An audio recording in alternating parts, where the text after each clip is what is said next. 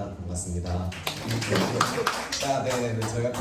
저희가 이제 사실 마트 노조 동지들이랑 이제 쿠팡지의 동지들이랑 이제 계속 활동 같이 하자, 이달이든 와달라 계속 부탁을 하면서 이제 마트 노조에서도 말씀해주셨다시피 이후에도 계속 말씀해 주실 거지만 이제 의무휴업, 일요일 의무휴업을 지키고 이제 마트를 셧다운 시키는 것, 그리고 폭염 상황에서 이제 사망한 노동자들에 대한 산재 인정과 이제 코스트코의 사과 이런 것들 요구하면서 싸우는 투쟁이 곧 기후정의 투쟁이라는 점. 그래서 사실 쿠팡지에도 이제 올해 8월 달부터 8월 달에 이제 물류센터, 인천 4시 물류센터에서 매 시간 폭염시마다 1시간마다 10분에서 15분의 휴게 시간을 요구하는 그런 투쟁들을 벌여왔는데요. 그거 말고도 쿠팡 노동자 사망 사건이랑 이런 여러 가지 투쟁들이 함께 하고 있는데, 그런 현장들의 이야기들을 저희가 약간 이 자리에서는 이제 마트랑 쿠팡 동지들과 이제 함께 노동자 건강권에 대한 이야기들을 좀 해보자는 취지로 진행을 하지만 이제 발제는 사실상 그래서 노동자 작업 종식과 노동 시간 단축이 기후 위기 시대이기 때문에 더 필요하다 이런 내용들을 또 한 문장에 요약이 되는 발제인데요. 아무튼 그 발제랑 이제 각각의 노동조합에서 하고 있는 고민들, 앞으로 더 심해진 기후 위기 상황에서 더 어떤 이야기들을 같이 하면서 도모해볼 수 있을까, 어떻게 같이 작당 모의를 해볼 수 있을까는 그런 이야기들을 나눴으면 좋겠고, 그다음에 이제 앞에 사회자님께서도 이제 더 큰 이야기 마당이라고 얘기를 해주셨는데, 이제 더 많은 이제 각자 활동하시는 현장들이 다르실 거잖아요. 각각의 현장에서 이야기하고 있는 또 현안들을 노동자 건강권의 이야기로서 또 기후정의 이야기로서 함께 이야기했으면 좋겠다는 생각이 들었습니다. 사실 PPT를 간단하게 만들었는데 PPT는 이미지만 있고요. 왜냐하면 발제문이 글밖에 없기 때문에 글만 읽으면 지루하잖아요. 그래서 약간 현장감도 살릴 겸 해서 발제문의 글에 약간 덧붙여질 수 있는 이야기들을 사진들을 이제 좀 붙였습니다. 그래서 발제문은 이제 제가 그냥 아까 받으셨던 이제 인쇄물들을 좀 같이 이야기해보는 형태로 진행을 할 거니까 주된 내용들은 발제문을 조금 참고해 주시면 좋을 것 같습니다. 그래서 들어가며라고 썼는데 기후위기 너무 심하다 이런 거는 굳이 설명할 필요가 이제는 없는 것 같습니다. 불평등하게 작용하고 있다. 너무 당연한, 너무 슬프지만 또 한편 너무 당연한 명제인 것 같습니다. 주로 남반구에서 그리고 한국에서 기후위기가 초래한 재난이나 위험 때문에 이제 일터와 일상이 위협받는다는 것, 그리고 그것이 죽음으로도 내몰리고 있다는 비극은 심심찮게 마주하고 있기도 합니다.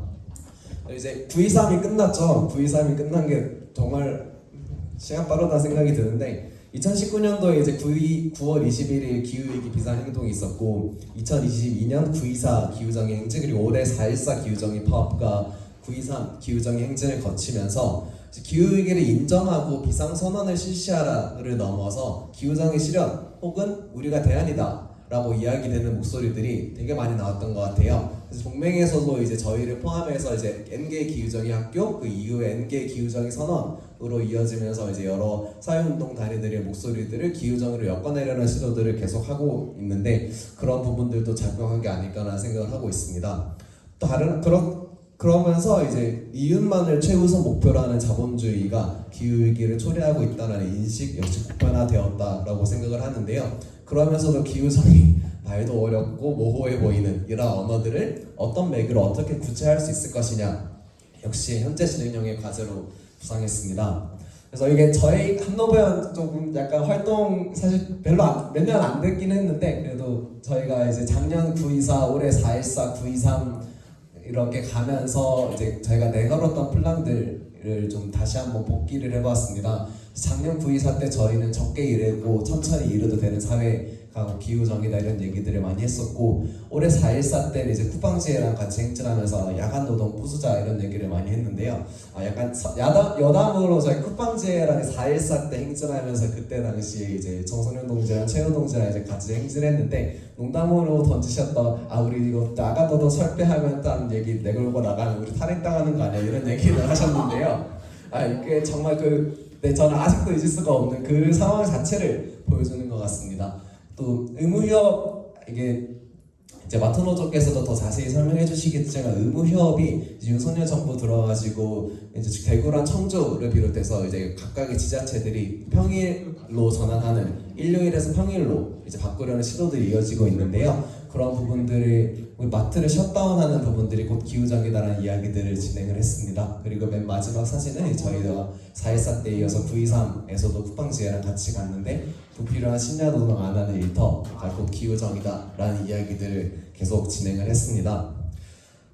사실 삼노변 같은 경우는 이제 자본주의가 기후위기의 원인이다 이런 이야기들을 사실 누구랑 어떻게 구체화할 수 있을지 다양한 현안을 가지고 투쟁하는 노동자들이 각 쟁점과 요구안을 기후정의 기치로 어떻게 부각할 수 있을지를 계속 찾아보고자 했는데요. 그래서 저희 기후정의 팀도 그 일환으로 4.14 기후정의 파업 이후로 좀 결성이 됐습니다.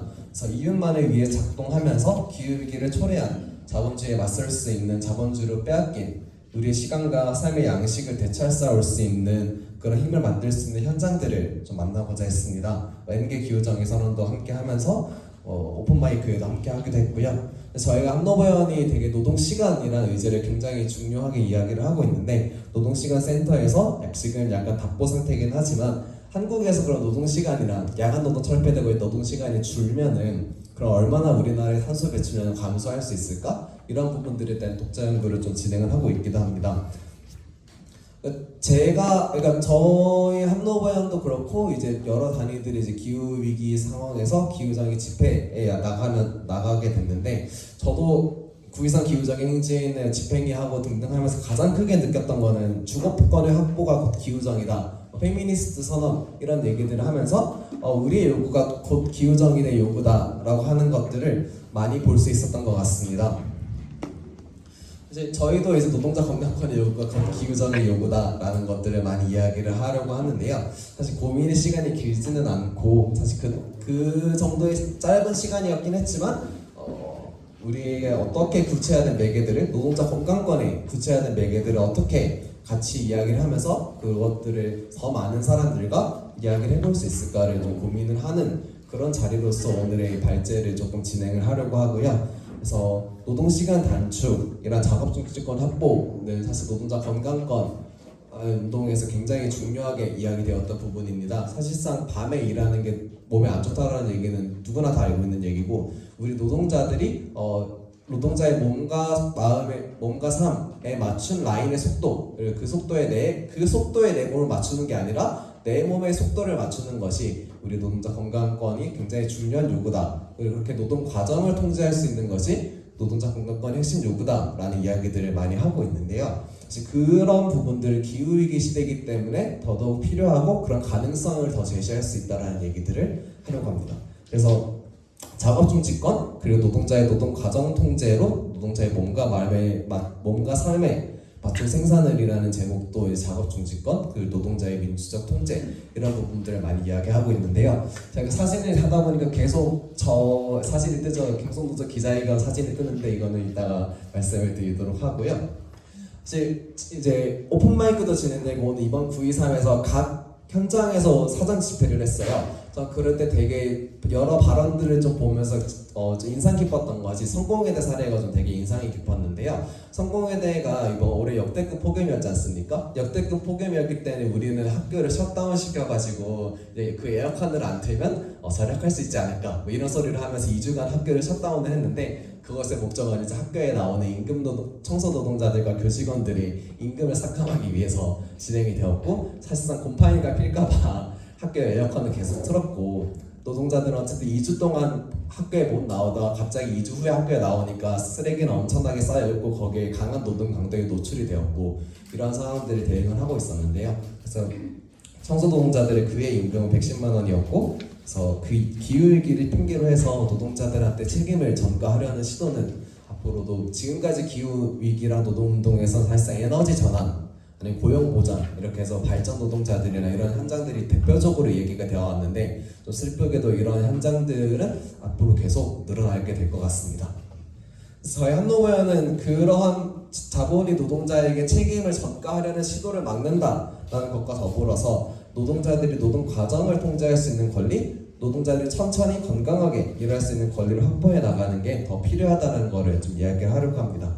사실 기후위기 재난 더 심해지면 언제 무슨 일이 어떻게 터질지 아무도 모르지 않습니까? 슬프게도 아무도 모르는데 더 많아질 거고 더 예측 불가능해질 건데, 이러한 위험 상황에 노동자가 즉각적으로 대응해서 그 상황에 대해서 대피를 할 수 있다면, 혹은 작업을 중지할 수 있다면, 예를 들어 코스트코 노동자들 같은 경우는 이제 휴게실이 그 층마다, 그분이 주차장에서 이제 일을 하다가 폭염에 노출돼서 사망을 했는데요. 주차장에 휴게실은 한 층마다 하나씩 있어야 되는 휴게실이 그렇게 존재하지 않았고, 강한 노동 강도에 노출되어 있었고, 수십 대의 카트를 혼자 끌면서 그러한 노동 강도를 감내해야 했던 상황이 있었습니다. 그러면 이 노동자가 만약에 나 이렇게 무거운 거 끌다 보면 죽는다, 나 이렇게 못한다 라고 작업을 거부할 수 있는 권리가 있었다면 적어도 사망에까지는 이르지 않았을 거라는 생각을 많이 하고 있는데요. 사업장 안전보건에 대해서 집단적으로 혹은 개별적으로 노동자 참여의 권리로서 노동자 작업중지권 보장은 계속 이야기가 주장이 되고 있는 부분이 있기도 합니다. 그래서 그것이 위험 상황에서 즉각적인 대응을 위한 것으로서 작업중지가 되었던, 아니면 예방을 위한 작업중지가 되었던, 노동자의 그 판단 자체의 존중이기도 하고 또 현장 노동자의 노동 통제권 확보의 의미를 가지고 있기 때문에 저희 계속 작업중지권이 더 필요하다라고 이야기를 하고 있습니다. 금속노조 기자회견, 이거는 이제 그 다음 문단이 있는 얘기인데요. 그래서 한노바는 여러 가지 팀들을 운영을 하고 있는데, 그 팀 중에서 당장 멈춰 팀이 있습니다. 아까 말한 작업중지권을 관련해서 계속 이야기하고 있는 팀인데요. 지금 현재 당장 멈춰 팀에서는 제대로 된 작업중지권 행사를 위한 토론회를 준비를 하고 있습니다. 콘티넨탈, 이름은 길던데 어떤 콘티넨탈 공장이 자동차 부품사예요. 자동차 1차 부품 하청업체이고 1차 하청의 부품을 만들어서 한국에 있는 소위 말하는 현대차, GM, 대우 이런 데뿐만이 아니라 독일 뭐 이런 데도 납품을 한다 하더라고요. 아무튼 그런 현장이 있는데 2016년 7월에 티오리스라는 어떤 화학물질 노출된 사고가 있었고, 이 사고에 대해서 위험을 감지하고 작업 중지를 하고 대피를 행사했던 지회장에 대해서 나는 사후적으로 결국 피해 없었는데 왜 작업 중지해서 우리 영업에 손해를 끼치냐 하면서 3개월 정직이라는 부당징계를 했습니다. 그거 7년이 지났는데 지금까지 대법원에서 이제 판결의 대상이 되는 이제 소송선으로 가고, 소송전을 통해서 판결이 됐나 마나 이런 이야기들이 좀 진행되고 있는 상황인데요. 사실 7년이란 되게 긴 시간 동안 이제 이것이 어떤 시시비비의 여지로서 작용하고 있는 상황 자체가 되게 슬프기도 한데, 또 한편으로는 이제 작업중지권 행사에 대한 어떤 최초의 판결이 될 것 같습니다. 그래서 이런 작업중지권 행사의 정당성 등에 관한 해석의 기준으로 앞으로 좀 법의 해석의 기준으로 좀 작용할 수 있을 것 같다는 점에서 매우 중요한 의미를 지니고 활동을 하고 있고요. 저희 토론회는 아마 11월 8일 맞죠? 네, 11월 8일 날에 아마 국회의원회관에서 진행을 할 예정인데 그때도 많은 관심을 부탁드립니다. 건설노조에서도 사실 작업중지권 이야기 굉장히 중요하게 이야기를 하고 있죠. 사실 건설노조 역대급 탄압을 받았고 있는데, 사실 건설 노동자들이 처한 다단계 하도급 구조 매우 심각하다라는 것 너무 유명하고 잘 알려져 있습니다. 거센 탄압을 받아오면서 건설 노동자들이 일을 하고 있는데, 사실 노동자랑 입주자, 순살 이런 얘기 요새 하도 많이 나오니까 사실 노동자의 안전이 시민의 안전이다라는 이야기들을 다시 한 번 더 생각을 하게 되는데요. 노동자랑 입주자의 안전을 보장하면서 사실 천천히 튼튼하게 짓는 것, 이런 기준 말고 이윤이라거나 단가 후려치기라거나 이런 것에 맞춰진 공사기간 단축 압박은 당연히 생태계 파괴를 통한 무분별한 개발을 낳기도 하고 부실공사를 낳기도 하고 노동재해를 낳고 있기도 합니다. 위험을 이야기하면은 대다수 업체 관계자들은 다른 사람들은 이야기가 없는데 왜 니만 유별나게 그러냐라고 하는 인식이 작동하고 있는 상황 속에서 노동자의 작업중지권 행사는 당연히 유언할 수밖에 없을 것 같습니다. 그럼에도 이게 작년에 건설노조가 작업중지권 이야기를 하면서 이제 이런 번호를 냈었고, 이제 올해 8월 너무 더웠죠. 너무 더운 상황에서도 이제 35도가 넘는 상황에서 노동자 작업중지가 실질적으로 이루어질 수 있도록 노동조합이 역할을 해야 한다. 그래서 위험 상황, 폭염이라는 위험 상황에서 노동자 작업중지 확보를 위한 투쟁을 계속 이어나가고 있기도 합니다. 그 이제 라이더 유니언 이야기를 조금 하려고 하는데, 저 기후 실업급여 되게 인상 깊게 들었기도 했어가지고, 사실 요새 특수고용인이 뭐 뭐 부단정 노동이니 프리랜서니 자영업자니 이런 이야기들이 되게 많이 나오고 있고 그런 이야기들이 되게 보편화되고 있는 부분입니다. 사실 그렇게 노동자들을 분절시키고 쪼개는 그런 자본의 행위 속에는 당연히 집단적으로 모여서 집단의 권리를 행사하지 못하게 방해하고 있는 그런 의도가 너무 뻔히 보이고 있는데, 특수고용이라는 이유로 사실 주 52시간 상한제에서조차 제외되고 있는 배달 라이더 노동자들이 과로는 이미 많이 알려져 있습니다. 이제 배달 노동자들은 이제 라이더 유니온이라거나 배달 플랫폼 노조라거나 그런 여러 형태로 조직이 되어 있는데요. 그러면서 이제 사용자가 누구냐를 진짜로 규명하고 노동자 합성을 인증하면서 싸우고 있습니다. 사실 올해 너무 더웠고 저도 너무 더웠는데 전 정말 더위를 안 타거든요. 저는 긴 바지만 입고 다니고 반바지를 절대 안 입는 사람인데 더워서 못 견디더라고요. 네, 까만 옷만 입고 다니는데 그런데도 덥더라고요. 나는 사람 얼마나 더웠을까? 그런 생각을 하는데, 사실 그렇게 더운 상황에서 그 더위라는 어떤 위험은 앞으로 더 많아질 건데, 그랬을 때 그 위험 속에서 작업 중지를 해야 한다. 그러면 그 작업 중지를 했을 때 불이익을 받지 않아야 한다 라는 것들을 좀 많이 이야기가 되어 있습니다. 라이더 유니온 같은 경우는 이제 내가 건당 수수료에 묶여 있잖아요. 그래서 내가 한 번 배달을 하면은 돈을 얼마나 받는다에 있어서 내가 이걸 작업 중지랑 돈을 못 받는다라는 거에 직접적으로 매여 있는 경우가 많아서, 이제 내가 너무 더워서 배달 노동자가 작업을 중지하게 되면 그것은 일단 일시적인 실업이다라고 간주해서 실업급여를 달라라는 요구를 하고 있습니다. 그것이 지금 요구 정도의 선에서 지금 멈추고 있는데, 배달 건수가 곧 수익과 직결되는 건당 수수료 체계가 노동자 작업 중지에 당연히 방해로 작용을 해왔고, 그런 상황에서 재난 상황에서 최소한의 보상책으로서의 기후 실업급여를 라이더 유니온은 좀 이야기를 하고 있습니다. 작업 중지권은 그 자체로 노동자 권력을 강화할 수 있는 기능을 할 수 있습니다. 기존의 생산량, 생산 방식의 결정 권한을 자본으로부터 뺏어오면서 탄소 배출량을 그것 뺏어오는 것 자체가 탄소 배출량을 감소시킬 수 있다. 그런 가능성과 그런 연구들은 사실 이미 제시되고 있습니다. 되게 재미있게 읽었던 내용인데 요새 팝하고가 잘 돼 있어서 번역은 잘 나오더라고요. 영어 논문인데 달아놓았으니까 나중에 팝하고로 번역하시면 너무 잘 나옵니다. 아무튼 여기서 이코노믹 디모크라시라고 하는 경제 민주주의를 이야기를 하고 있는데, 경제적 경제 민주주의 혹은 노동자의 민주적 작업 통제 어떻게든 얘기를 할 수 있을 것 같습니다.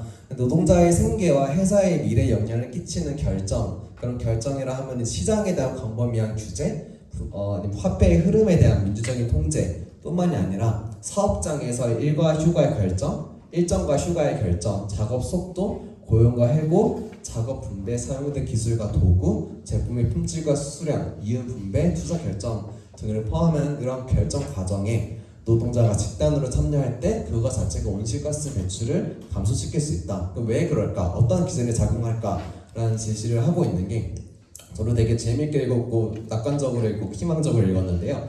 더 강력한 공동체적인 유대감이 작용을 한다. 또 한편으로는 투자에 대한 결정이 누군가의 사익이 아니라 사회적으로 결정할 수 있는 부분이 있다. 또 한편은 정보의 흐름이 누군가가 독점하지 않고 어떤 그런 정보의 흐름에 모두가 공유할 수 있는 부분들, 또 우리는 자본주의적인 필요와 경쟁을 충족하기 위한 광고를 절대 할 필요가 없다. 그리고 환경 악화에 대한 우려가 우리 집단적인 결정에 중요하게 작용할 것이다. 이러한 기전들이 작용을 해서 그 자체가 당연히 탄소 배출량 이런 거에 감소시킬 수 있다. 그러한 어떤 낙관적이고 또 희망적인 그런 이야기들이 이미 많이 제시가 되고 있습니다. 저희 기후정의 팀이 올해 부산, 아까 숙견농지에도 말씀하셨는데 저희가 부산 사무실이랑 경기 사무실 그리고 서울 사무실을 운영을 하고 있는데요. 부산 사무실에서 이제 부산 지하철 노조랑 부산 철도 노조랑 간담회를 진행을 했습니다. 온라인으로 좀 병행을 해서 몇 분도 들으셨긴 했는데, 이제 서울시가 이번에 지하철 요금도 1,400원으로 올리려고 하고 있고, 이미 버스 요금은 올랐고 다른 지자체에서도 그런 시도를 하고 있는 상황인데요. 철도노조 같은 경우는 KTX랑 SRT 통합해야 된다. 그런 것이 기후정의다 라는 요구들을 많이 하고 있죠. 이번 9.23 기후정의 행진에서도 핵심 요구이기도 했고요. 사실 저희 기후정의 팀 같은 경우는 이제 8월 25일날 간담회를 진행을 하면서 교통요금 인상 반대를 넘어 민영화 저지, 교통 공공성 강화에 대한 노동조합의 고민을 같이 들어보았습니다. 그래서 교통요금의 수익자 부담 원칙에서 탈피하고 이동권이 시민의 권리로서 보장되기 위한 그런 투쟁이 되어야 된다는 얘기들을 많이 얘기했는데요. 저는 개인적으로 제일 기억에 남았던 거는 지하철이나 역세권 이런 얘기를 하면 집값이 오르는데 집값이 오르면 그 오른 집값은 환수되지 않고 그 역세권에 사는 사람들 혹은 부동산 업자들 이런 사람들한테 그런 개인의 이익으로 돌아간다라는 이야기를 노동조합에서 해주셨는데 되게 기억에 많이 남았어요. 그래서 왜 그렇게 기억에 남을까? 뭐 이런 생각을 좀 하다가 사실 지하철이나 버스 이런 교통의 노선 설정이라거나 그 노선의 배차 간격이라거나 그 배차 간격에 따른 노동자들의 배치, 그 사람들의 월급, 임금 이런 것들의 결정이 사실상 자본의 수익 증가에 맞춰져 있다는 걸 단적으로 보여주는 그런 말이었다고 저는 생각이 들었습니다. 그래서 토목건축 자본이 수익 창출을 위해서 그런 철도 연장을 하는 것은 굉장히 기후부정하다는 점을 많이 이야기를 했고, 노동조합이 참여한 상태에서 계획적으로 교통이 설계되어야 되는 걸 한 번 더 확인했습니다. 사실 민주버스본부 이런 데에서도 많이 이런 얘기를 하고 있는 걸로 알고 있는데요. 그래서 버스나 지하철 이런 노선 설계 기준, 당연히 그 교통수단은 모두가 이용할 수 있는, 모두가 배려 없이 이용할 수 있는 그런 교통수단이 되어야겠죠. 그러한 설계 기준은 이윤이 아니라 사회적 필요에 따라 설정을 해야 했기 때문에 그런 대중교통 수단 확장 이런 전환의 그림들을 같이 노동조합이 시민들과 같이 그려나가자 이런 제안도 함께했습니다. 그래서 기후 위기가 안타깝게도 더 심해질 것이고 그런 폭염이나 폭한이라는 건 정말 극단인 거잖아요. 사실 그건 정말 극단이고 폭염이나 혹한은 그 35도가 34.9도가 돼도 그게 뭐가 중요하겠습니까? 그 상황에서 노동자가 견딜 수 없는 상황이라는 그런 재난 상황이라는 것이 중요한 것이고 그 재난 상황만에서만 이야기하는 것이 아니라 정말 예방적으로 통제하고 현장의 기준은 이윤이 아니라 노동자의 몸과 삶에 맞출 수 있는 그런 매개로서의 작업 중지권 그런 것에 대한 의미 부여한 권리 발의가 앞으로도 같이 이야기가 되었으면 좋겠다라는 이야기를 좀 드리고 싶습니다. 1997년 IMF 이후에 이제 대량으로 노동자들 잘리고 이제 그 이후에 노동강도 엄청나게 강화되었을 때 노동자들은 근골격계 집단 산재 요양 투쟁을 통해서 현장 노동자 통제권을 강화해왔고 노동강도 강화를 저지해왔고 구조조정을 막아냈던 역사가 있었습니다. 마찬가지로 작업중지권 확보 투쟁을 통해서 현장 노동자 통제력을 강화해오면서 사실 이윤이라거나 빨리빨리 이런 게 아니라 노동자의 몸과 삶에 맞춘 생산 방식이나 속도를 정착하는 싸움이 많은 현장에서 기후위기 시대에 더 필요하다라는 생각을 했습니다. 그것이 기후위기를 멈출 수 있는 방법이기도 하고 기후위기 이후를 살아가는 우리의 달라져야 하는 삶의 방식이 아닐까 그런 두 가지 측면에서 의미 부여를 해볼 수 있을 것 같습니다.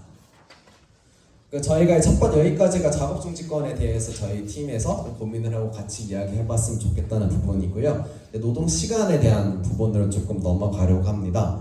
이게 쿠팡 물류센터가 저희 파업돌이 팔 때 기자회견 쿠팡 잠실에서 기자회견 할 때 들었던 피켓인데요. 체감온도 34.5도였고 노동자들 온도계 들고 가면은 쿠팡이 빼앗고 노동자들이 몇 도다 하면 그건 씻고 그래놓고 쿠팡은 선풍기 드는 데에서 이제 온도 재가지고 온도 괜찮다 이런 소리를 하고 있는 쿠팡인데요. 그래서 쿠팡 물류센터는 그것뿐만이 아니라 사실 쿠팡도 그렇지만 뭐 쓱닷컴이라거나 뭐 네오 물류센터 이런 수많은 물류센터 등을 포함해서 365일 24시간 노동자들의 신체랑 정신을 연료삼아 굴러가고 있는 것들이 굉장히 많습니다. 저도 제 친구들이 쿠팡 이런데 알바 많이 하기도 하고 저도 찾아볼 때 알바몬 이런 데 보면은 쿠팡 물류센터 되게 많더라고요. 그러면서 새벽 3, 4시까지 하는데 우리는 오후조야 라고 하는 그런 기만적인 쿠팡 물류센터는 시급제를 활용하면서 최대한 이윤을 뽑고 있고 환기도 안 되고 에어컨도 없는 데에서 노동자들은 엄청난 노동 강도를 내몰고 있습니다. 또 한편으로 이제 일용직과 계량직을 엄청나게 양산하고 있죠. 당연히 그렇게 24시간 365일 굴러가면 생산과 소비, 유통의 사이클을 가속하는 것도 물론일 것 같습니다. 사실 그렇게 기후 악당 직거래를 하는 쿠팡을 비롯한 유통분류 자본에 대해서 쿠팡제에는 이제 여러 형태로 투쟁을 진행을 하고 있는데요. 아까 저희 사진에서도 봤듯이 4.14랑 9.23 때도 야간 노동에 대한 문제 제기를 같이 하면서 플랜카드 들고 같이 행진을 진행했습니다. 이게 저희가 사실 쿠팡 물류센터가 인천 4센터에서 농성장 차렸을 때 저희가 농성 유인물로 조금 뿌리려고 준비를 했던 게 있었어요. 결론적으로 태풍 때문에 못했지만 저희는 이제 쿠팡 물류센터 지뢰 투쟁에 당연히 매 시간 10분, 15분의 휴식 시간 마련과 더불어서 우리는 더 야간 노동을 막을 수 있는 그러한 이야기, 노동자의 판단이 받는, 존중받는 그런 이야기들을 같이 쿠팡 노동자들과 준비를 하려고 이제 유인물을 좀 마련을 했습니다. 이런 거를 같이 이야기하고 9월 23일에도 같이 가자 이런 얘기를 좀 진행하려고 야심차게 만들었는데 농성장 방문 전날에 이제 기후위기로 인한 역대급 태풍이었던 카논이 몰아쳐가지고 농성장이 이래됐어요. 네, 그래서 원래는 이제 수박 같은 거 사가지고 여유롭게 이제 먹으려고 했는데 수박은 개뿔 그냥 가서 농성장 열심히 복구하고 네 왔는데요. 아무튼 그때 되게 아이러니했던 게 폭염을 꺾은 것도 태풍이었고 기후위기 때문에 폭염이 생겼는데 그 폭염을 꺾은 것도 기후위기라는 태풍이라는 이런 생각을 좀 했고요. 그럼에도 이제 창고 형태의 물류센터 내부는 여전히 30도가 넘었다 하더라고요. 제가 온도가. 근데 그런 되게 이중의 아이러니를 좀 마주했던 부분들이 있습니다. 그래서 저희 한노버연은 이제 쿠팡지혜랑 연대 활동이랑 저희 노동시간센터 연구들을 통해서 야간 노동에 대한 문제 제기를 계속 하고 있는데요. 사실 우리 몸이 고무줄도 올빼미도 아니다 이런 얘기들은 너무 자명한 이야기죠. 노동자가 밤에 일하고 낮에 자고 심지어 야간 노동을 하는 노동자들은 이제 그것을 부업이라는 형태로 생각을 하시면서 낮에도 일하는 경우가 되게 많더라고요. 저희가 작년에는 이제 서비스 연맹에 이제 이마트 습닷컴 김포네오 물류센터 배송 노동자들과 같이 이런 연구들을 진행했었는데 그분들에서도 상당수가 밤에 운전하고 낮에도 운전을 합니다. 그분들 이제 밤에 운전을 하고 이제 아침에 학교 급식 그거 이제 그렇게 학교를 배달하고 이제 가서 주무시는 그런 경우도 굉장히 많았는데요. 그렇게 밤에 일하고 또 낮에 자는 또 낮에는 일하는 그런 상황이 일상균형, 자기들 본 가족들 본 이런 거에 부정적인 영향을 끼치는 거는 말할 것도 없을 것 같습니다. 일단 마트노도에서도 그런 부분들을 많이 이야기해 주실 것 같은데요. 그래서 불필요하고 과도한 생산과 유통, 소비 사이클을 조장하면서 상호돌봄의 기회를 박탈하는 야간 노동이 기후위기 속도를 높이는 것은 당연합니다. 현재 근로기준법에서는 야간 노동과 관련된 규제는 각주 8번에 달아놨는데 사실 할증 준다, 넌 동의를 얻는다, 딱 그 정도입니다. 그래서 야간 노동의 시간과 빈도를 제한한다거나 굳이 야간 노동을 굳이 해야겠다면 총 노동 시간을 단축하는 그런 형태의 규제가 필요하고 사실상 쿠팡이나 이런 물류센터들을 많이 이야기가 되고 있지만 야간 노동은 상당히 많은 곳에서 이루어지고 있죠. 근데 통계조차 파악되고 있지 않기는 한데 아마 여기저기 봤을 때 10% 이상의 노동자들은 야간에 일을 하고 있다 이런 얘기들이 많이 나오고 있더라고요. 그래서 물류센터를 비롯한 모든 사업장에 좀 적용이 되어야 될 부분이 있을 것 같습니다. 또 그렇죠. 이마트, 습닷컴, 홈플러스, 코스트코 이런 대형 유통자본은 온라인화를 요새 많이 추진을 하고 있어요. 온라인화를 추진해서 그것을 빅피센터니 이런 형태로 좀 진행을 하고 있기도 한데 동시에 이제 월 2회 일요일 의무휴업을 폐지하고 밤에도 매장을 운영할 수 있도록 좀 시도를 하고 있습니다. 그래서 이 마트노조에서도 오시긴 했는데 이제 유통 노동자들은 의무휴업을 통해서 남들 쉬는 주말에 다 같이 문 닫는 게 당연히 일상균형 유지와 자기 및 가족들을 보는 필수라는 점을 강조하면서 싸우고 있습니다. 저희가 이제 마트노조 정민정 위원장님이랑 저희가 월간지 일터를 발행을 하고 있는데요. 그때 일터 발행하면서 인터뷰할 때 이런 얘기 해주셨어요. 마트가 문을 일찍 닫고深夜에 영업시간 단축하면서 정기 휴전을 더 늘리는 것만 해도 쓸데없이 낭비된 에너지 이런 걸 많이 줄일 수 있다라는 이야기를 해주셨는데 저는 그게 굉장히 동의가 되고 맞는 말이라고 생각을 합니다. 그런 의미에서 이러한 주말 의무 휴업 보장으로 매장이 쉬고 노동자가 쉼으로써 4일 동안 사회가 같이 쉬는 게 기후위기 시대에 더욱더 필요하다라는 이야기를 할 수 있을 것 같습니다. 여기 연계 일요일이라고 마트노조 조합원 동지들이 이제 수필집의 형태로 많이 좀 냈던 책인데요.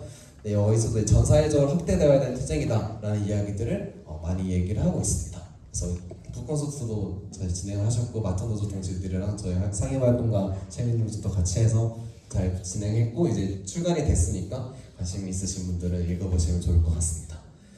아무튼 한국처럼 사실 이렇게 야간이나 주말 노동, 초장시간 노동이 만연한 곳에서는 이들 노동이 전 사회적으로 규제되는 것만으로도 노동시간이 많이 감소할 것이다 라는 이야기들이 많습니다.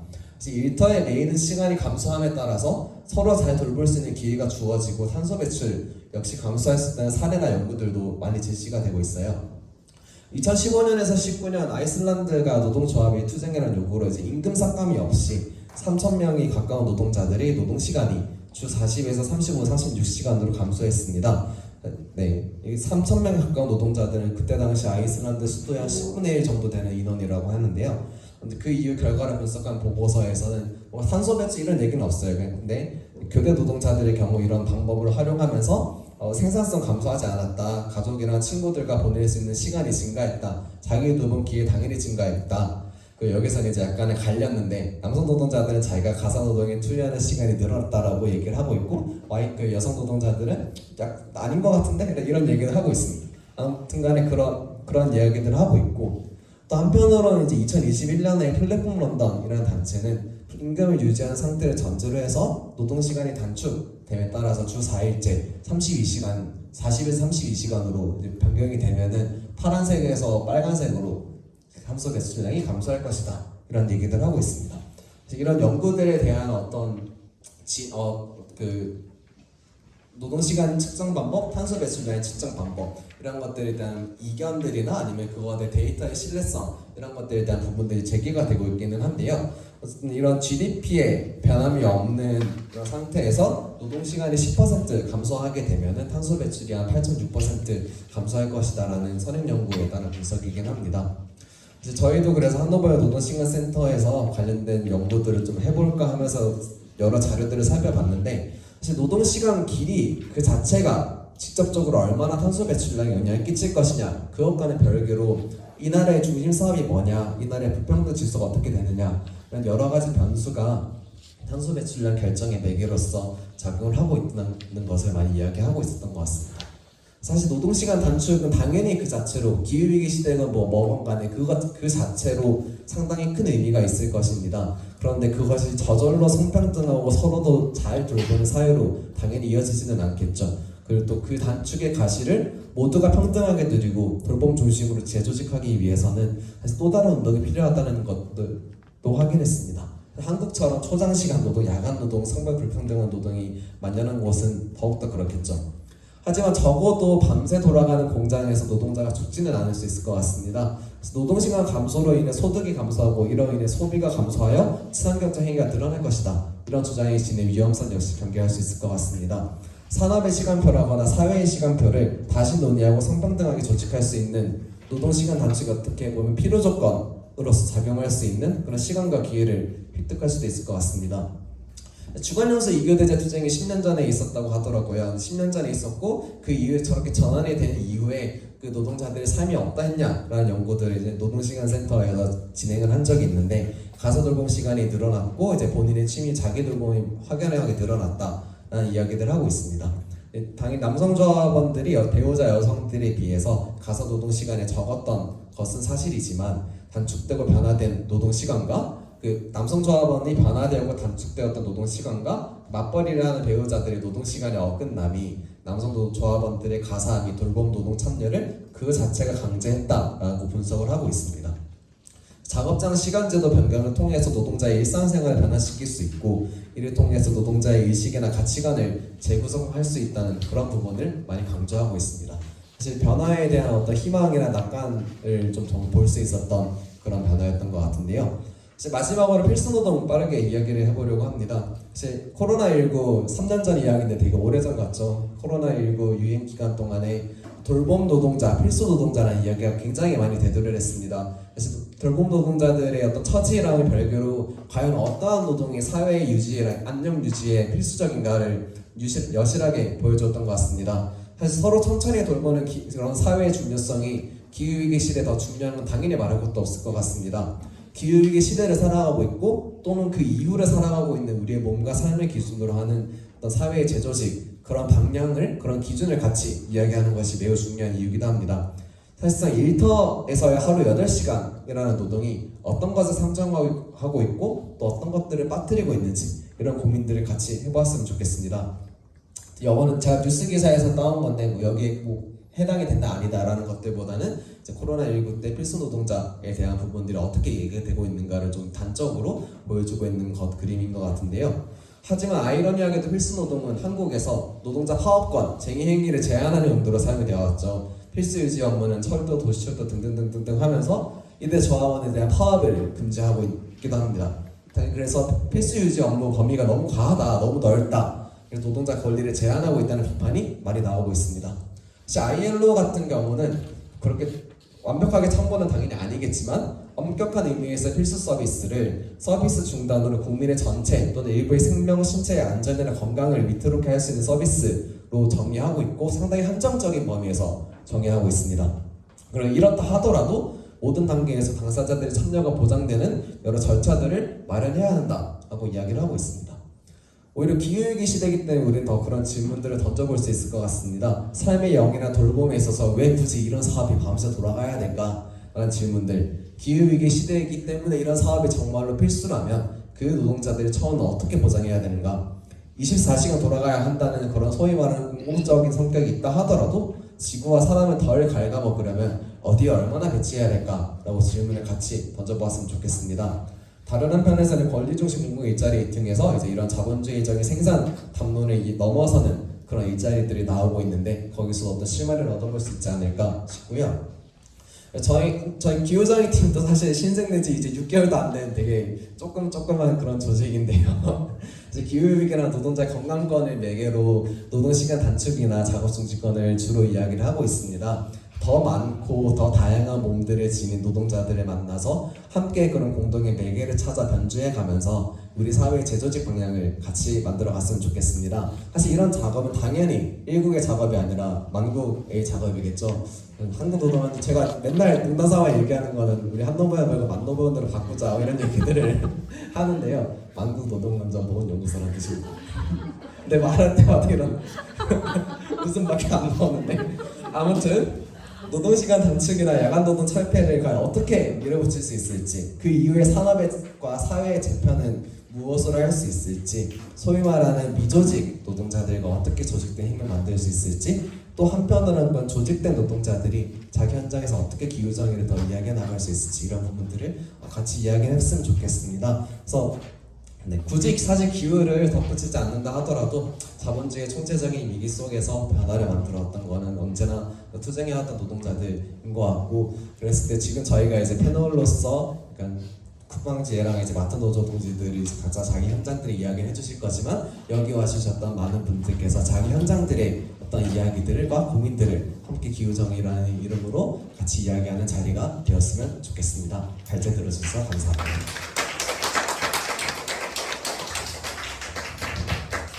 네, 지금 7시 54분인데요.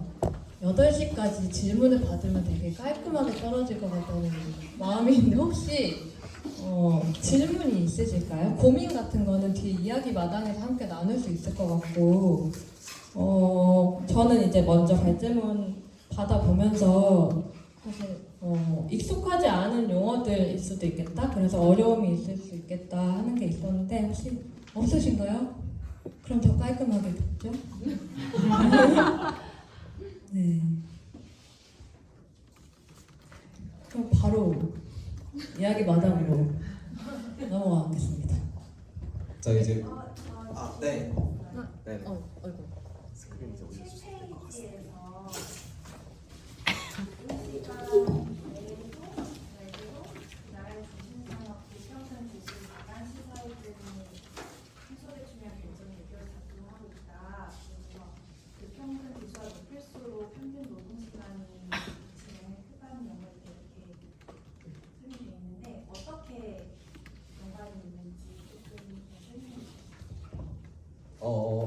그러니까 저도 이 논문을 자세하게 읽어보지는 않았는데, 그러니까 여기서 이야기하는 각 나라마다 이제 예를 들어 제조업이 핵심 사업임대가 있고, 뭐 광업이 핵심 사업임대가 있고, 그랬을 때 그 각각의 사업에 투입되는 노동 시간, 노동자들의 수랑 노동 시간의 길이 이런 것, 그리고 그 한 사람이 그 사업에 예를 들어 1시간만큼 투여가 되었을 때 거기서 발생할 수 있는 탄소 배출의 양은 당연히 다르다 이런 얘기들을 좀 하고 있고, 불평등 지수 같은 경우는 저도 조금 약간 어떻게 계산 방법에 대한 것도 사실 여러 연구들마다 좀 다르고, 그래서 노동 시간의 길이랑 탄소 배출량의 어떤 그런 매개, 그 두 가지 매개가 직접적으로 연결이 될까에 대한 물음표를 제시하는 연구도 사실 되게 많았고, 그래서 저희 연구가 지금 약간 답보 상태에 있는 이유기도 한데, 그 노동 시간의 길이 자체가 뭔가 직접적인 변수로 작용한다기보다는 약간 매개의 변수 혹은 교란 변수 이런 형태로 여러 가지 중심선업이 어떻게 다르냐에 따라서, 혹은 불평등 지수가 높은 나라, 이건 아마 제가 기억하기에 불평등 지수가 높은 나라에서 경량적으로 아닌 나라들과 비교했을 때 아마 이랬던 것 같다 정도의 내용이었던 걸로 기억을 하고요. 근데 기반 시설이라거나 아니면 그 나라의 교통 체계, 아니면 이 나라의 돌봄 서비스의 어떤 체계, 그래서 이 사람들이 얼마나 일터까지 얼마나 이동하고 일터에서 얼마나 일하고 또 그리고 돌아오는데 어떤 교통수단을 통해서 어떻게 이동하느냐, 이런 것들이 되게 탄소 배출의 어떤 양이라거나 정도라거나 측정이라거나 이런 것들에 되게 다양하게 작용을 하고 있었다, 이런 얘기들을 주로 저희가 여러 선행 연구들을 봤을 때는 그런 이야기들을 주로 하고 있었습니다.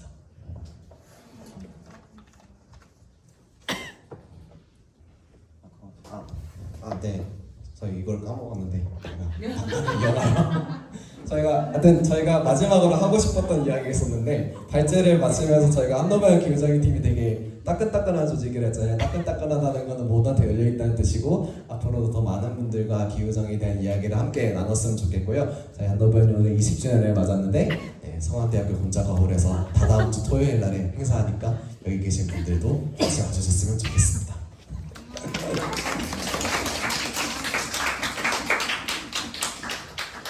그래서 이제 발제는 이 정도 하고, 이제 쿠팡이나 마트 동지들 다시 오셔서 제가 사실 포럼을 준비해달라 얘기를 하지 않았고, 사실 섭외가 좀 급하게 진행된 부분이 있는데, 그럼에도 와주셔서 너무 감사드리고요. 발제를 들으시면서 들었던 고민들이라건, 아니면 어쨌든 본인 현장들에서 싸우고 있으면서 현장들에 대한 투쟁 현안들, 그런 것들 좀 소개를 해주셔도 좋을 것 같고요. 그러면 이제 준비하고 계시는 동안에 정민정 위원장님께 먼저 마이크를 넘기고 이제 진행하도록 하겠습니다. 네, 제가 오늘 이 자리를 이제 와달라고 얘기를 하시면서 제가 받았던 그 내용은 플로어에서 이야기 손 들고 의견 있습니다. 뭐 예를 들면 마트 노동자는 이렇습니다. 5분 정도 그냥 두서없이 얘기해도 된다. 뭐 이런 건데, 제가 진짜 우리 쿠팡공지처럼 제가 여기 앞에 앉아 있을 거라고 정말 상상을 못했거든요. 잘못되는 게 아니었죠. 그래서 당황해서 이렇게 어떻게 말을 해야 될까 좀 되게 많이 걱정을 했습니다. 일단 저희는 이제 마트 노동자들로 구성되어 있어요. 그래서 마트에서 흔히 보시는 캐셔분들, 아니면 진열하시는 분들, 이런 분들 계시고요. 그리고 온라인으로 주문했을 때 집으로 물건을 가지고 오시는 우리 배송기사님들이 계십니다. 그래서 이 배송기사님들이 대형 마트에서 근무하시는 분들은 일요일 의무휴업을 적용받고요. 그리고 밤에 야간 노동하지 않습니다. 대형마트가 문을 닫는 시간에는 이분들도 노동을 하지 않으시거든요. 그런데 똑같이 이제 이마트의 물건을 배송하는데 김포에 있는 네오 물류센터에서 배송하시는 분들은 24시간 영업을 하고, 그러니까 노동을 하고 계신 거예요. 그래서 사실 이제 작년이었나요? 그 쓱닷컴 네오 물류센터에서 배송 노동자분이 본인의 차량에서 사망하신 사고가 있었는데, 그분 역시 주간에도 일하고 밤에도 일하고 잠깐 짬내어서 그 주차장에서 주무시는 게 다였거든요. 그래서 그런 이제 안타까운 노동자들의 죽음들이 계속 이어지고 있는 그런 상황입니다.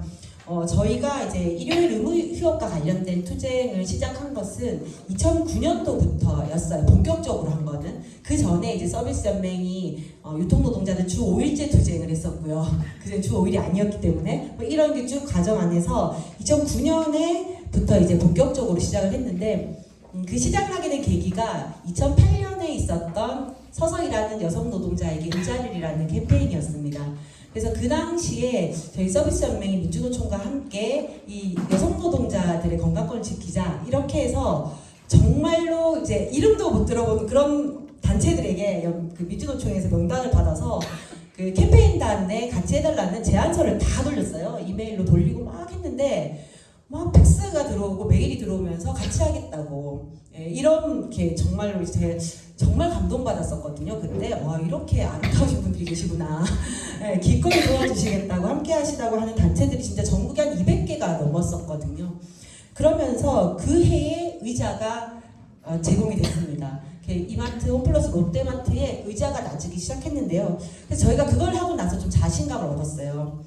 마트 노동자들의 건강 따위에 누가 관심을 가져줄까라고 생각했었거든요. 저희도. 그러니까 의자 안 놓는다고 죽는 게 아니잖아요. 의자에 앉아서 일하지 않는다고. 근데 우리의 호소가 절박하게 들릴까? 좀 자신이 없었는데 그 성공으로 이제 자신감을 갖고 그러면 이제는 본격적으로 우리도 인간답게 살고 싶다. 그리고 밤에는 좀 자고 싶다. 이런 이야기를 한번 해보자. 휴일을 휴일답게 보내고 싶다라는 이야기를 했고요. 그래서 2009년부터 2011년까지 마찬가지로 이제 여기 계신 많은 분들과 함께 또 투쟁을 이어갔습니다.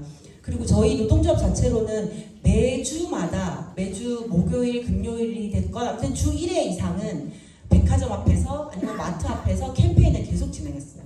현장에 있는 노동자들의 동의부터 좀 구해야 됐거든요. 왜 이게 상식적으로는 그 다 동의하는 거 아니야 싶은데 우리 노동자들 역시도 그게 있는 거예요. 백화점에서 일하면 마트에서 일하면 원래 일요일 일하는 거야. 그리고 대형마트 그 당시 24시간 영업이었기 때문에 마트에서 일하면 원래 밤에 일해야 되는 거야. 마트에서 일하면 원래 몸이 아픈 거야. 이게 너무 당연시하는 거예요.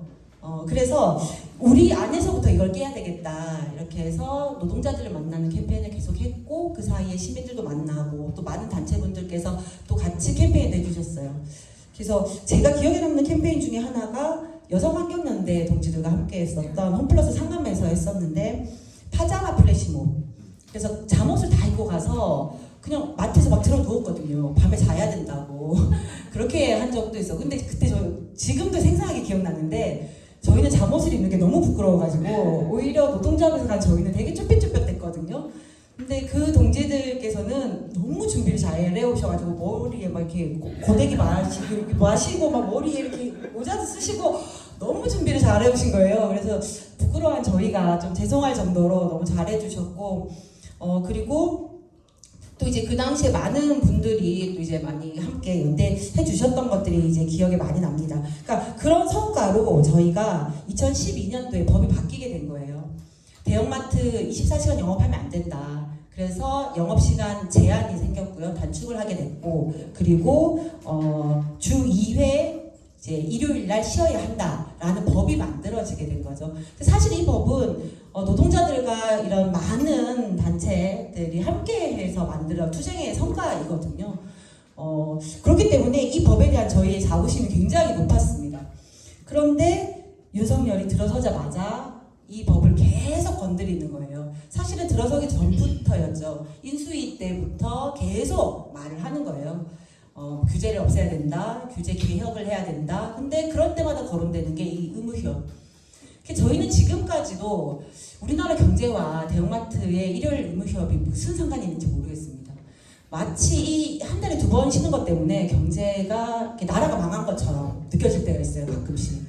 그래서 도저히 이해가 안 된다 이러고 있는데요. 저희 마트 노동자들은 아까 이제 그랬잖아요. 원래 그래. 원래 일요일날 못 쉬고 원래 가족 모임에 못 가고 원래 명절에 못 쉬어. 이랬던 노동자들이 진짜 일요일을 경험하게 됐거든요.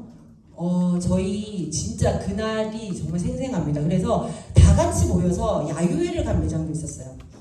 매장이 전체가 쉬지를 못하니까 그 직원들끼리도 모일 수가 없는 거예요. 노동조합도 마찬가지였거든요. 노동조합 행사를 다 같이 할 수가 없어요, 조합원들이. 그런데 일요일 의무휴업이 생기고 저기 이제 그 서울에 이렇게 한강 둔치에 모여가지고 야유회를 했었던 기억이 납니다. 그리고 나서 이제 우리 조합원들이 나도 이제 가족의 일원이구나. 나도 이 사회의 진짜 일원이구나. 라는 것을 느끼게 된 거죠. 그러면서 원래부터 그런 건 없구나. 그게 당연한 게 아니었구나를 저희가 깨닫게 됐었고 이미 이 사회적 휴일의 맛을 그리고 공동 휴식의 맛을 알아버렸기 때문에 사실 저희는 뒤로 다시 돌아갈 수가 없는 것도 있습니다. 저는 절대 뺏길 수가 없다라고 생각하고요. 그리고 이 법을 만들기 위해서 백화점 노동자들도 엄청 투쟁을 같이 했었거든요. 그런데 이게 마트만 적용이 됐어요. 그래서 저희는 계속 빚을 진 마음이 있었습니다. 그런데 지금 만약에 우리가 제대로 싸우지 못해서 이걸 뺏겨버리면 백화점, 면세점에 있는 노동자들은 이제 영원히 일요일을 못 찾을 것 같은 거예요. 그래서 저희는 이제 빚을 갚는다는 마음으로 배수진을 치고 이렇게 싸우고 있는 상황입니다. 그리고 이제 오늘 이렇게 발제 안에서 보면 이제 기후와 관련된 이야기들이 나오는데요. 저희가 작년에 그 대형마트 회사들이 모여있는 체인스토어 협회라는 단체가 있는데 이 단체에 산별교섭을 요구하면서 산별교섭 요구안을 제출했습니다. 그런데 그냥 이제 뭐 우리 노조가 요구합니다 이렇게 하면은 잘 안 들을 것 같아서 현장에 있는 노동자들, 그러니까 조합원 아닌 분들까지 포함해서 9,529명에게 설문을 했어요. 근데 그 설문의 문항 중에 마지막 문항이 유통 및 마트에서도 기후위기 시기에 지구온난화와 이산화탄소 배출량을 줄이기 위해 매장, 점포의 재생에너지 활용과 정기휴점, 영업시간 조정 등을 통해 전세계적 과제에 함께해야 한다 라는 문항이 있었거든요. 근데 이거에 대해서 1번 매우 그렇다, 2번 약간 그렇다, 3번 그저 그렇다, 별로 그렇지 않다, 전혀 그렇지 않다 물었는데 저희도 진짜 깜짝 놀랐습니다. 85.7%가 매우 그렇다, 그리고 9.8%가 약간 그렇다. 그래서 95.5%의 마트 노동자들이 이 기후위기와 관련되어서 유통 그리고 마트 회사들이 이 기후위기를 개선하기 위해서 기후위기를 극복하기 위해서 같이 나서야 된다라고 이야기하고 있어요. 그리고 그렇게 하기 위해서는 그 마트의 포장 계산대에 테이프 없애면서 생색내고, 지금 마트가 이 기후위기와 관련해서 동참하겠다고 하는 게 그거잖아요. 그 마트 그 포장 박스에 테이프 안 두는 거. 근데 고객들 테이프를 가지고 오세요. 왜냐면 박스 이렇게 들고 가면 밑에 빠지거든요. 그러니까 집에서 테이프 갖고 오십니다. 그래서 제가 볼 때는 비용 절감밖에 없다, 저거는 이렇게 생각을 하고 있는데, 어쨌든 이제 그렇게 할 것이 아니라 사실상 쓸데없이 낭비되는 에너지들을 줄이는 것이 마땅하다. 그 큰 마트들을 환하게 밝히고 있는 거, 이걸 줄여야 된다라는 거에 우리 마트 노동자들도 동의를 하고 계셨습니다. 그래서 저희가 마침 작년 10월에 이 조사를 한 게 있어서 좀 가지고 와봤고요. 그래서 저희 마트 노동자들은 마트 노동자들의 인간다운 삶, 그리고 건강하고 안전하게 일할 권리를 쟁취하기 위해서뿐만 아니라 이 기후위기에 함께 하기 위해서, 대응하기 위해서도 이 의무휴업은 반드시 계속되어야 되고 영업시간은 더 단축되어야 된다라고 이야기를 하고 있고요. 오늘 그 코스트코에서 사망한 노동자와 관련된 기자회견은 그 사망한 노동자 사건 이후에 저희가 실태 조사를 했거든요. 400명의 조합원, 그러니까 직원들에게. 그런데 그 결과가 정말 충격적이었습니다. 회사가 정말 아무것도 한 게 없어요. 그렇게 사람이 죽었는데 아무런 변화가 없고요. 그리고 그 참가한 그 설문의 조사에 참가한 90%의 노동자들이 회사는 사과도 반성도 개선 의지도 없다라고 답하였어요. 우리나라를 얼마나 무시하고 있는가가 이번 그 사망사건 이후에 코스트코의 태도에서도 드러나고 있는 것 같고요. 코스트코가 이제 하고 나서 유일하게 한 것 중에 하나가 그 주차 카트 노동자들에게 생수를 지급한 거였거든요. 휴게실이 너무 멀으니까 물을 제대로 못 마시러 가요. 그러니까 물을 좀 줬습니다. 그런데 이제 날씨가 서늘해졌잖아요. 그 생수 지급을 중단했다고 합니다. 네, 정말로 나쁜 코스트코인데요. 네, 코스트코가 사과할 때까지 저희 끝까지 싸울 테니까 많은 관심 부탁드리겠습니다. 감사합니다. 네, 원래 그런 게 아니다라는 것들을 저희가 여러 방면에서 같이 이야기를 해보면 좋을 것 같습니다. 저희가 그다음에 저희 쿠팡지에랑도 저희 야심차게 준비한 유인물 이야기도 하면서 지금 많은 제가 사실 의식적으로 많이 요청드리고 좀 많이 귀찮으실 건데도 많이 얘기를 해주시고 계신데, 저희 쿠팡지에서도 좀 8월달에 이제 농성하셨던 것들 비롯해가지고 이제 여러 현안들에 대한 공유, 그리고 발제문을 들으시면서 감상이란 것들 자유롭게 말씀해주시면 감사하겠습니다. 네, 일단 발제문에 저희 쿠팡 얘기를 많이 써주셔서 감사드리고요. 실은 저희가 이제 이번 8월달에 좀 집중적인 이제 폭염 대책 현장에서 마련하라라는 투쟁을 진행했고요. 실은 이 활동은 이제 6월부터 실은 시작된 활동의 일환이기도 했어요. 저희가 6월달에 기자회견을 통해서 온도감시단을 출범을 했거든요. 이제 현장의 온도와 습도를 노동자들이 이제 직접 측정하고 그거에 따라서 이제 대책을 요구하겠다. 이제 그렇게 이제 6월부터 이제 물류센터 현장의 온도와 습도를 이제 측정하기 시작했던 것이고요. 이제 그것이 이제 크게 달했던 그런 상황이 이제 아무래도 이제 7월 말 8월 초였던 상황입니다.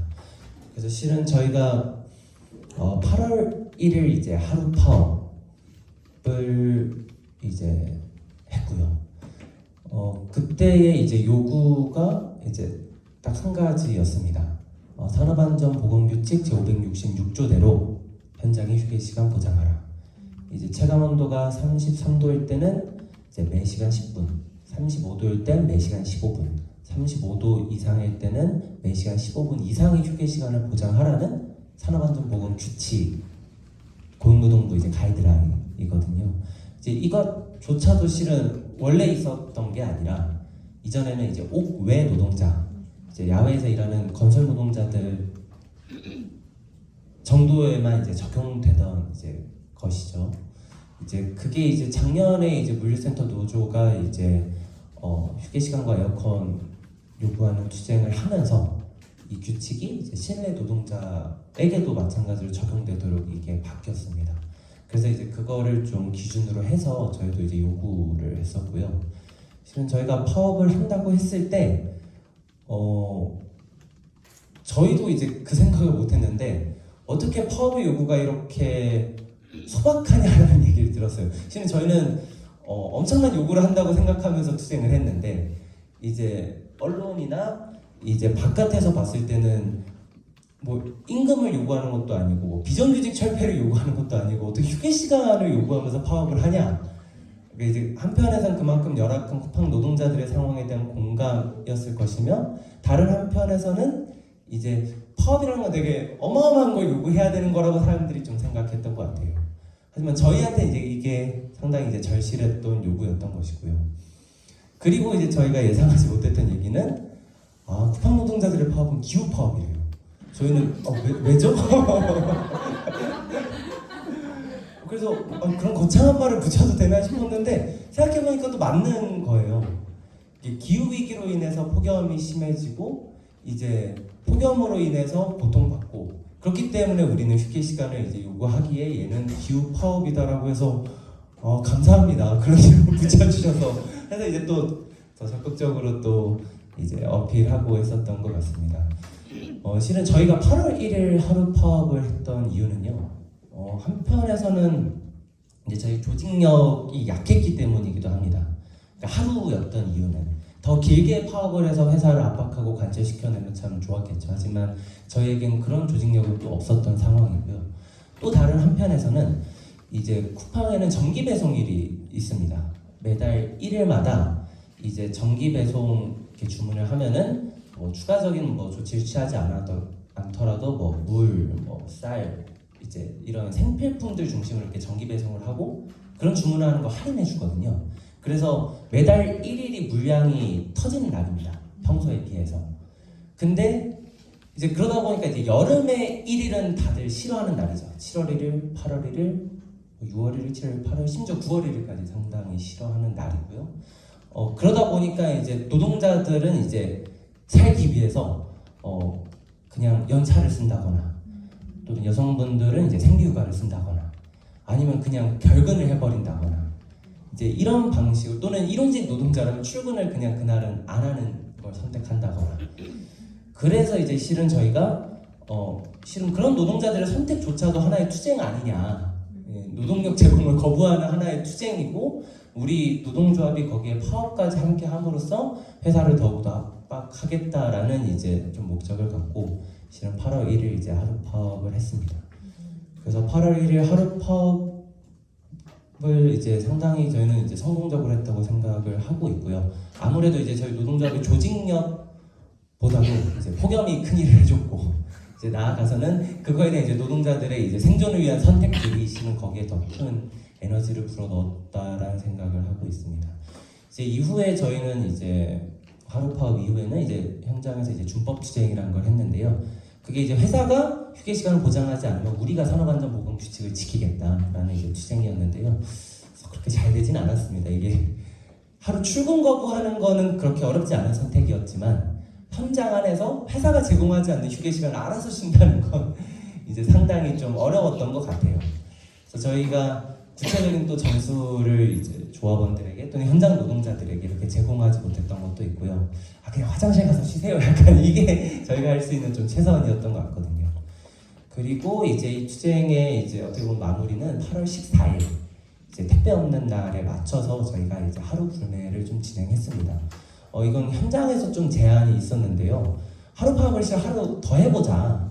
이제 택배 노동자들도 택배 없는 날이라고 해서 하루 이제 쉬는데 그때 우리 물류 노동자들도 함께 하면은 이제 택배 노동자들의 투쟁에 힘도 보태고 또 실제로 이 물류를 멈춘다라는 의미를 더 보탤 수 있지 않을까 해서 하루 파업을 제안했으나 현장 노동자들이 실은 하루만 파업할 줄 알고 연차 하나밖에 안 아껴놨다. 한 개 더 못 쓰겠다.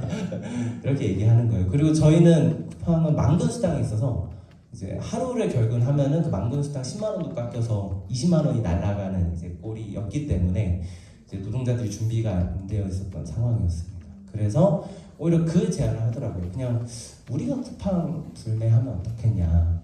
실은 이제 물류센터 노동자들은 이제 불매한다고 해서 임금에 타격은 없습니다. 이제 뭐 라이더 노동자들이나 이제 배송 노동자들은 좀 건당 수수료를 한 게 있어서 좀 참여가 어렵지만 물류센터 노동자들은 그나마 이제 불매를 해서 물량이 떨어진다고 해서 뭐 임금이 바뀌지 않기 때문에 쿠팡 노동자만 하더라도 전국에 3만에서 4만 명인데 우리라도 먼저 쿠팡을 안 쓰는 게 어떻겠냐. 참고로 쿠팡 노동자들 쿠팡 엄청 많이 씁니다. 엄청 많이 씁니다. 실은 쿠팡을 안 쓰다가도 물류 알바를 한번 해보고 쿠팡을 쓰게 되시는 분들도 있고요. 우리라도 먼저 불매를 해보면 어떻겠냐라는 이제 말씀들을 이제 현장에서 해주셔서 이제 쿠팡 노동자들과 시민이 함께하는 이제 하루 불매를 이제 8월 14일날 이제 진행하는 것으로 저희 이제 집중 투쟁을 마무리했던 것 같습니다. 그렇게 이제 저희의 이제 폭염 투쟁은 이제 진행을 했는데요. 회사의 다른 반응은 딱히 없었습니다. 저희 투쟁에 대한 이제 예를 들면 이제 교섭에도 뭐 제대로 나오지도 않았고요. 뭐 휴게 시간을 더 보장해 주지도 않았고요. 그래서 뭐 당장 겉으로 봤을 때는 이 뭐 투쟁에 성과가 없는 건 아니냐라고 이제 생각할 수도 있겠지만 뭐 투쟁 자체에 되게 많은 분들이 연대해 주시고 또 뉴스타파 등을 통해서 언론을 통해서 많이 나가서 좀 물류센터 현장의 문제를 많이 알렸던 것 같고 아마 회사는 이게 폭염 투쟁이라는 것이 가는 좀 한계가 이게 계절 사안이다 보니까 빨리 여름이 끝나길 바랬던 것 같아요. 또 여름이 끝나면 이제 무마할 수 있을 거라고 생각을 하고 또 한편에서는 이제 내년 여름을 좀 대비할 것 같습니다. 그래서 내년 여름이 되어야 실제로 이 투쟁의 성과는 좀 체크해 볼 수 있지 않을까라는 좀 생각을 좀 하고 있고요. 좀 요즘 좀 아쉬워하는 부분 중 하나는 약간 투쟁에 좀 집중을 하다 보니까 실은 온열질환 산재 신청을 좀 적극적으로 이렇게 현장에다 홍보하고 제보받고 또 집단 산재 신청이라는 방식으로 좀 대응하지 못했다는 좀 아쉬움이 있어요. 왜냐하면 폭염이 끝날 때쯤 되니까 8월 말이 되니까 이제 노동조합에 연락이 오기 시작했습니다. 이제 현장에서 누가 이제 쓰러졌다. 그러니까 보니까 온열 질환이 약간 저도 이제 전문가가 아니어서 잘 모르지만 이게 누적되는 것 같아요. 그러니까 체력적으로 피로가 계속 누적되다가 결국은 이제 8월 말이나 9월에 이게 터져버리는 방식으로 좀 드러나는 것 같더라고요. 물론 이제 여름 한복판에도 이제 많은 사건들이 있었겠지만 저희한테 그게 닿지 않는 이제 문제가 한편에선 있는 거고요. 그나마 이제 닿았던 이제 사안들도 이제 8월 말 이제 9월에 이렇게 연락이 왔었던 것이고, 그래서 실은 이제 지금도 이제 산재 신청 대응하고 있는 건이 한 건 있는데, 실은 이분이 가장 힘들었던 건 또 8월 이제 이었던 상황인데, 이제 그 상황에서 좀 다른 동료들과 함께 이 물류센터 환경이 온열 질환을 이제 유발한다. 그래서 같이 지금 집단 산재 신청 대응을 해보자라는 기획을 좀 못했던 게 좀 아쉽고, 그래도 이제 몇 분 정도가 좀 의지를 갖고 이제 대응을 지금 하고 있는 상황이어서요. 좀 여쭤보니까 산재 사례가 전무하다 하더라고요. 그러니까 물류센터 또는 실내 노동자 온열 질환에, 그러니까 특히 이제 뭐 예를 들면 제철소나 이제 이런 여론이 있는 곳이 아닌 이제 이런 환경, 이 폭염으로 인한 이제 실내 노동자 온열 질환 산재 신청 사례가 거의 전무한 상황이고, 이제 그래서 어떻게 보면은 이제 개척해 나가야 될 영역이라는 얘기를 들었습니다. 그래서 이걸 조금 더 적극적으로 했다면 회사에게 더 큰 압박, 아무래도 이제 산재 인정이 됐을 때 이제 회사가 결국 해야 하는 이제 부분들이 아무래도 있다 보니까 좀 그런 부분도 좀 아쉬워하고 있고, 하지만 지금껏이라도 잘 대응해서 이제 내년까지도 좀 바라봐야 하지 않을까 이런 생각을 조금 하고 있습니다. 그래서 좀 실제로 발생한 오랜 질환 관련해서 좀 사례 몇 개 얘기 들으면, 실은 동탄센터에서 한 분이 이제 쓰러지셨는데요. 그날이 하필 고용노동부 장관 이정식 장관이 동탄 물류센터 현장 점검한다고 방문한 날이었습니다. 이제 그날 이제 고용노동 장관은 세 가지, 뭐 물, 휴식, 그늘 이거 얘기하고 갔는데, 이제 그날 이제 한 노동자가 쓰러져서 앰뷸런스에 실려갔던 거죠. 하지만 이제 이분은 이제 산재 대응 의사를 결국은 아직 결심하지 못하셔가지고 대응하지 어려웠던 부분인데요. 이제 이런 상황도 하나 있었고, 또 고양센터에서 어떤 마찬가지로 또 야간 노동자들이 일하다가 이제 쓰러진 상황이었는데, 이제 관리자들은 전혀 대응 매뉴얼이 없고, 그래서 주변에 이제 일용직 노동자들이 심폐소생술을 통해서 살려내기 위해서 이제 애를 쓰고, 그래서 다행히 그래도 이제 위기 상황은 좀 면해서 앰뷸런스 실려갔는데, 그때 이제 관리자들이 어떤 매뉴얼도 없이 대응하지 못했다는 거, 회사가 거기에 실은 그거를 이제 심폐소생술도 하고 이제 그 노동자를 살려내기 위해서 애썼던 노동자들한테는 다시 그냥 현장에 바로 투입시켜버리는, 그 노동자들이 좀 쉬거나 또는 이제 휴식을 취할 수 있는 것조차 제공하지 않았던 이제 이런 상황이 제보가 되기도 했었습니다. 그리고 인천 4센터에서 이제 있었던 상황은요. 지금 이제 산재 대응을 하고 있는 이제 사안이 이제 이 사안인데, 이제 일하다가 이제 쓰러지신 거죠. 이제 쓰러졌는데, 실은 휴대폰 반입이 안 됐다 보니까 이제 바로 119 신고를 못 하고, 이제 관리자한테 이제 데려가는 길에 이제 힘든 상황에서 이제 발작까지 이제 발생을 했고, 그래서 이제 관리자가 뒤늦게 와서 이제 119 신고했는데, 또 보호자로 바로 이제 연락을 또 하는 그 체계도 마련되어 있지 않아서 결국은 당사자가 이제 앰뷸런스에서 수액 맞고 이제 회복해가지고 겨우 보호자한테 연락했던. 근데 이 보호자분은 다행히 이전부터 온열질환 산재 신청을 고민하시던 분이어서 저희 노조에 바로 제보해 주셔서 이렇게 알 수 있었던 사례도 있습니다. 그리고 대구센터는 이제 38도까지 체감 온도 올라간 이제 센터로 올해도 좀 악명이 높았는데요.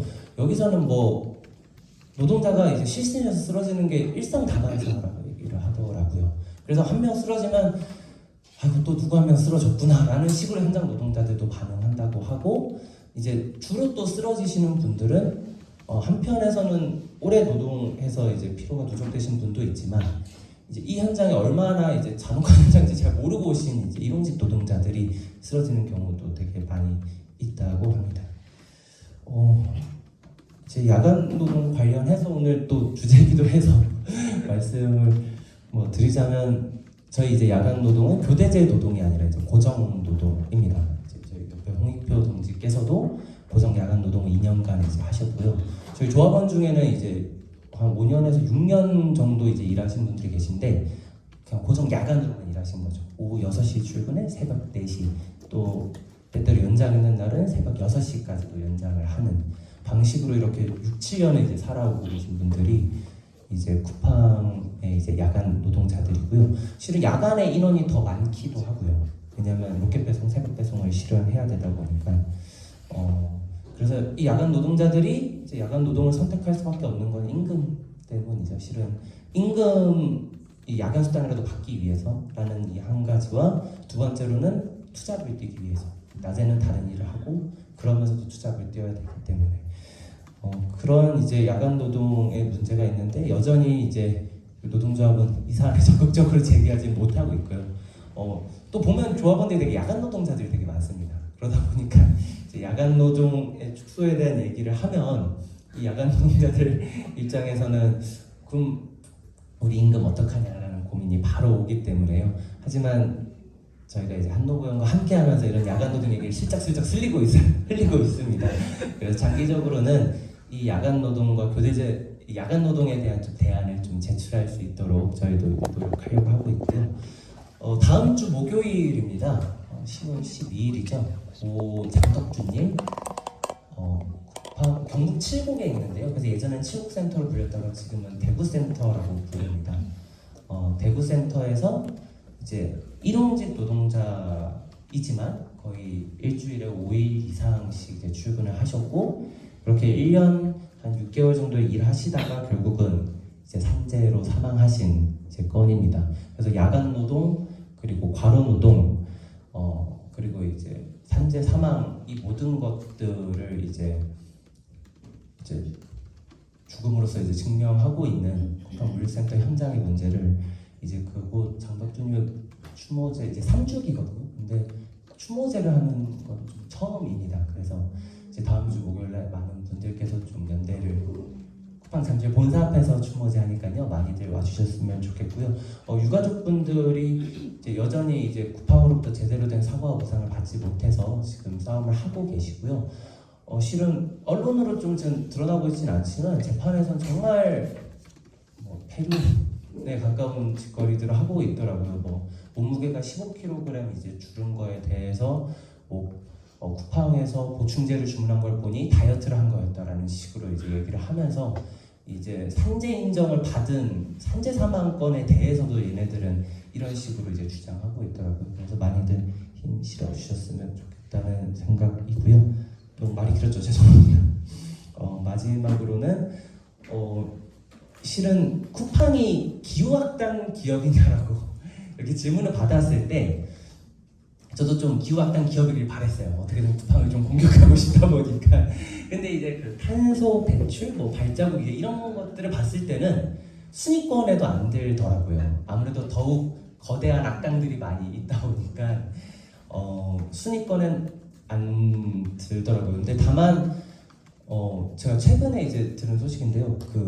이번에 기후 행진 했을 때 이제 노동당에서 부스를 하나 설치했다고 하더라고요. 그래서 기후악당 기업을 이제 정해주세요라는 코너를 했는데 이제 거기 쿠팡을 노동당에서 넣었나 봐요.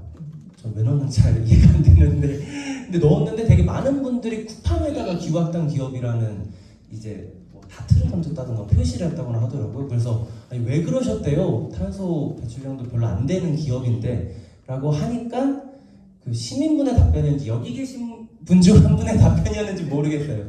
하지만 이렇게 답변을 하셨대요. 애초에 쿠팡이 지금 야간 노동을 되게 확대하고 있고 이게 일반화되면은 실제로 그게 기후 위기를 더 심화시키는 게 아니냐. 결국 그냥 쿠팡이 탄소를 그냥 많이 배출하냐를 넘어서 쿠팡이 이 기업 생태계를 어떻게 나쁜 방향으로 이끌고 있는지를 좀 봐야 되는 거 아니냐 이런 어마어마한 말씀을 해주시면서 많은 사람들이 쿠팡을 악당이라고 했다고 하시더라고요. 그래서 저도 그 말에 되게 많이 공감하고 있고 그런 점에서 이제 쿠팡의 이 나쁜 점을 바꿔내는 게 그냥 쿠팡의 노동자들이나 아니면 저희 노조만을 위한 일이 아니라 이 사회적으로 좀 필요한 일이지 않을까 생각하고 있습니다. 많이 도와주시면 감사드리겠습니다. 감사합니다. 장건준 노동자 3주기 추모제는 12일 오후 6시 반에 쿠팡 6시 반에 잠실본사 앞에서 진행이 되고요. 아마 단체랑 개인 추모위원 둘 다 받고 있는 걸로 알고 있어서 많은 관심 부탁드립니다. 그리고 탄소 배출의 순위권을 말씀하신 것처럼 발전이라거나 제천 이런 데가 소위 말하는 생산 자체에서는 많이 되지만 노동당 부스 저도 갔었을 때 그 테니스공 던지는 거였거든요. 그런 걸 저도 쿠팡에다 던지고 왔는데 아무튼 거기서 그런 약간 그 산업 자체의 생산뿐만이 아니라 그 사람들의 소비와 생산 유통의 사이클을 가속시킨다는 그런 측면에서 아마 좀 더 많이 얘기가 될 필요가 있을 것 같습니다. 네, 아무튼 저희 혹시 홍익변 동지도 더 추가적으로 하실 말씀이나 주회장님. 아, 네. 네, 그럼 저희 이제 두 분 이제 이야기 성님으로서 제가 약간 저희 심심한 사과를 다시 한번 제가 투어로 얘기를 일단 앞에 앉게 되셨는데 아무튼 심심한 사과를 드리고 또 많은 이야기 공유해 주셔서 감사드리고요. 뭐 이제 조금 쉬었다가 하면 어떻게 진행할까요? 10분 정도 쉬었다가 이제 40분에 다 같이 이제 어떤 이야기를 나누는 마당을 가진다고 하니까 10분 정도 쉬었다가 40분에 뵙겠습니다.